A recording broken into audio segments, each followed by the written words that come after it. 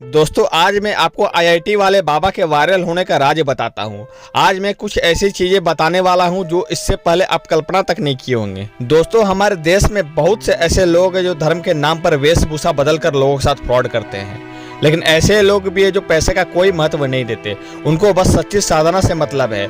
उनको पैसा धन दौलत नहीं चाहिए, उनको बस शांति और अमन चाहिए। लेकिन उन लोगों के वजह से ये लोग तक बदनाम हो जाते हैं। एक बात करते हैं आज की इस वीडियो में। दोस्तों जैसे तैसे रील्स वाले वीडियो को तो आप लाइक कमेंट शेयर और सब्सक्राइब तो कर देते हैं, लेकिन आज एक सच्ची घटना वाले वीडियो को मैं चाहता हूँ आप लोग को यदि पसंद आए तो लाइक कमेंट शेयर और सब्सक्राइब जरूर कीजिएगा। यह कहानी है अभय सिंह की, जो हरियाणा के हिसार के एक साधारण परिवार में पैदा हुए थे। उनका जीवन का सफर उन लोगों के लिए प्रेरणा है जो अपनी पहचान, सफलता और शांति के तलाश में है।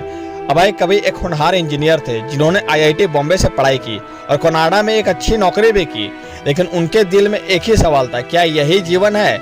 यही सवाल उन्हें एक अलग और अनोखी यात्रा पर ले गया। अभय का बचपन साधारण था, लेकिन उनमें कुछ खास था। वे पढ़ाई में बहुत अच्छे थे और हमेशा अपने सवालों से सबको चौंका देते थे। उनके माता पिता ने उनकी शिक्षा पर पूरा ध्यान दिया। अभय के शिक्षक भी उनकी तारीफ करते थे। वर्ष 2008 में अभय ने देश की सबसे कठिन परीक्षा JEE एडवांस में 731वीं रैंक हासिल की। यह परीक्षा पास करने का लाखों छात्र का सपना होता है। इसके बाद अभय ने आईआईटी बॉम्बे में एरोस्पेस इंजीनियरिंग में दाखिला लिया। यह उनकी कड़ी मेहनत और बुद्धिमानी का परिणाम था। आईआईटी में दाखिला लेने के बाद अभय ने सोचा कि अब उनकी जिंदगी में सारे सवाल के हल हो जाएंगे, लेकिन हुआ इसका उल्टा। पढ़ाई के दौरान उनके मन में और ज्यादा सवाल उठने लगे। वे सोचते थे, मैं इतना मेहनत क्यों कर रहा हूँ? क्या मेरा जीवन सिर्फ पैसा कमाने और नौकरी करने तक ही सीमित है? क्या मैं इससे खुश रह पाऊंगा? ये सवाल उनके दिल और दिमाग में गहराई तक बैठ गए। धीरे धीरे यह सवाल उन्हें बेचैन करने लगे। उन्हें रातों में नींद नहीं आती। वे डिप्रेशन का शिकार हो गए। अभय बताते हैं कि आईआईटी में जाना मेरा सपना था, लेकिन वहां जाने के बाद मुझे लगा कि मैं कुछ और करना चाहता हूँ। मैं जानना चाहता हूँ कि जीवन का असली मतलब क्या है। यह सोचते सोचते मैं डिप्रेशन में चला गया। अभय ने खुद को समझाने और शांत करने के लिए मनोविज्ञान की किताबें पढ़नी शुरू की। उन्होंने ध्यान करना भी शुरू किया। इस दौरान उन्हें आत्मिक शांति का थोड़ा अनुभव हुआ। वे कहते हैं कि मैंने सोचना शुरू किया कि मन क्या है, दिमाग कैसे काम करता है। मैं जानना चाहता था कि यह बेचैनी क्यों हो रही है। ध्यान ने मुझे थोड़ा राहत दी, लेकिन मेरे सवाल अब भी बने हुए थे। आईआईटी से पढ़ाई खत्म करने के बाद अभय ने कुछ समय तक फोटोग्राफी और डिजाइनिंग की पढ़ाई की। इसके बाद उन्हें कनाडा में नौकरी मिल गई। वहाँ उनका मासिक वेतन करीब 3 लाख रुपए था। कनाडा में अभय ने 3 साल तक काम किया। यह वह दौर था जब उनके पास सब कुछ था, पैसा, स्थिरता और आरामदायक जिंदगी। लेकिन उनके दिल में फिर वही सवाल उठने लगे, क्या मैं इस जीवन से खुश हूँ? क्या यही सब कुछ है? वे कहते हैं कि कनाडा में मैंने देखा कि लोग पैसा बहुत कमा रहे हैं, लेकिन वे अंदर से खाली हैं। उनकी जिंदगी में सच्ची खुशी नहीं है। यह देखकर मुझे लगा कि जीवन मेरे लिए नहीं है, मुझे कुछ और चाहिए। कनाडा में 3 साल काम करने के बाद अभय ने भारत लौटने का फैसला किया। उन्होंने सोचा कि वे अपनी जड़ों की ओर लौटेंगे, अपने सवालों के जवाब तलाशेंगे। भारत लौटकर अभय ने फोटोग्राफी, फिल्म मेकिंग और मार्केटिंग जैसे काम किए।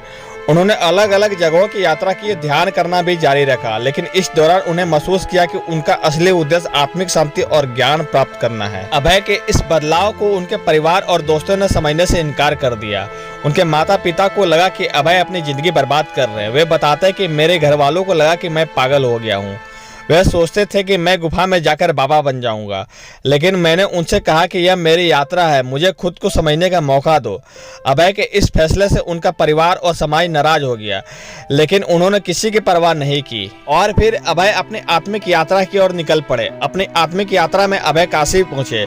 यह शहर हमेशा साधु और संतों का केंद्र रहा।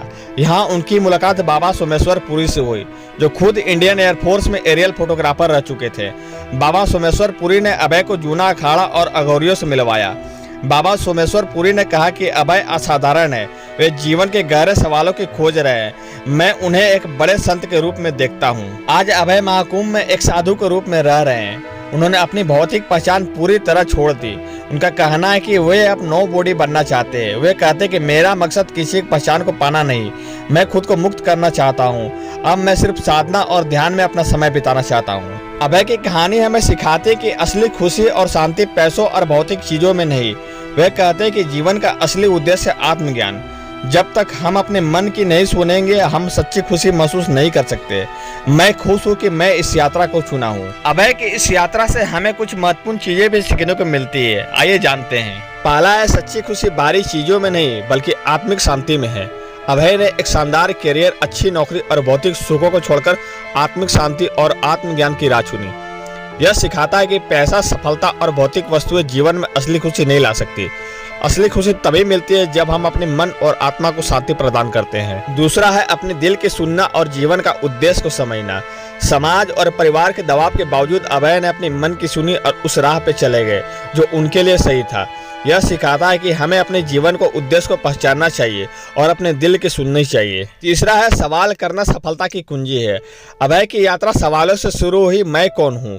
जीवन का उद्देश्य क्या है? यह सिखाता है कि सवाल पूछना और अपने भीतर झांकना हमें नई राह दिखा सकता है। चौथा है सच्चा साहस समाज के बंधनों को तोड़ने में है। अभय ने समाज और परिवार के विचारों के खिलाफ जाकर अपने लिए एक नया रास्ता चुना। यह दिखाता है कि असली साहस वह है जब हम अपने आत्मविश्वास के साथ अपने निर्णयों पर टिके रहते हैं। पांचवा है भौतिक सफलता के पीछे भागना ही सब कुछ नहीं है। IIT से पढ़ाई और विदेशों में नौकरी जैसे उपलब्धि हासिल करने के बावजूद अभय ने महसूस किया कि यह जीवन का अंतिम लक्ष्य नहीं है। यह हमें सिखाता है कि हमें केवल बाहरी उपलब्धियों के पीछे नहीं भागना चाहिए, बल्कि अपने आत्मा की शांति पर भी ध्यान देनी चाहिए। छठा है डिप्रेशन और तनाव से बाहर निकलने का रास्ता आत्मिक यात्रा है। अभय ने अपने डिप्रेशन से बाहर निकलने के लिए ध्यान और आत्मचिंतन का सहारा लिया। यह हमें सिखाता है कि मानसिक स्वास्थ्य समस्याओं का समाधान भी आत्मिक यात्रा और आत्म साक्षात्कार में हो सकता है। सातवां बहुत इंपॉर्टेंट है, कृपया बने रहिएगा। सातवां है सफलता की परिभाषा हर व्यक्ति के लिए अलग हो सकती है। यह समाज सफलता को पैसे, पद और प्रतिष्ठा से मापता है, लेकिन अभय की कहानी बताती है कि सफलता का मतलब हर व्यक्ति के लिए अलग हो सकता है। सफलता वही है जो आपको अंदर से संतोष और शांति दे। आठवां है आत्मज्ञान का रास्ता कठिन है लेकिन फलदायी है। अभय का सफर आसान नहीं था। उन्हें परिवार और समाज की आलोचना का सामना करना पड़ा, लेकिन उन्होंने धैर्य और आत्मविश्वास का राह चुनी। यह हमें सिखाता है कि आत्मज्ञान और सच्ची खुशी पाने के लिए हमें कठिनाइयों का सामना करना पड़ सकता है, लेकिन अंततः यह प्रयास सार्थक होता है। नौवां है साधारण से असाधारण बनने की प्रेरणा। अभय ने अपने साधारण जीवन को असाधारण बना लिया। उन्होंने दिखाया कि अगर हम अपने जीवन की गहराई को समझने की कोशिश करें तो हम अपनी पहचान और उद्देश्य को बदल सकते हैं। 10वां है नोबॉडी बनने का महत्व। अभय ने कहा कि वे नोबॉडी बनना चाहते हैं। यह हमें सिखाता है कि जब हम अपनी पहचान और अहंकार से मुक्त होते हैं तभी हम सच्ची स्वतंत्रता और आत्मिक शांति का अनुभव कर सकते हैं। अभय सिंह की कहानी दिखाती है कि जीवन का असली उद्देश्य क्या हो सकता है। उनकी यात्रा यह सिखाती है कि हमें अपने दिल की सुननी चाहिए और अपने सवालों के जवाब खोजने की कोशिश करती रहनी चाहिए। अभय का जीवन हमें यह समझने में मदद मिलता है कि असली खुशी भौतिक चीजों में नहीं बल्कि आत्मिक शांति में है। यह कहानी हमें प्रेरित करता है कि अपने दिल की सुने और अपने जीवन का उद्देश्य को समझे, तो हम सच्ची सुखी और शांति पा सकते हैं। दोस्तों, यदि आपको मेरा वीडियो अच्छा लगे तो लाइक, कमेंट, शेयर और सब्सक्राइब करें, साथ ही बेल आइकन को दबाएं आगे आने वाले वीडियो देखने के लिए।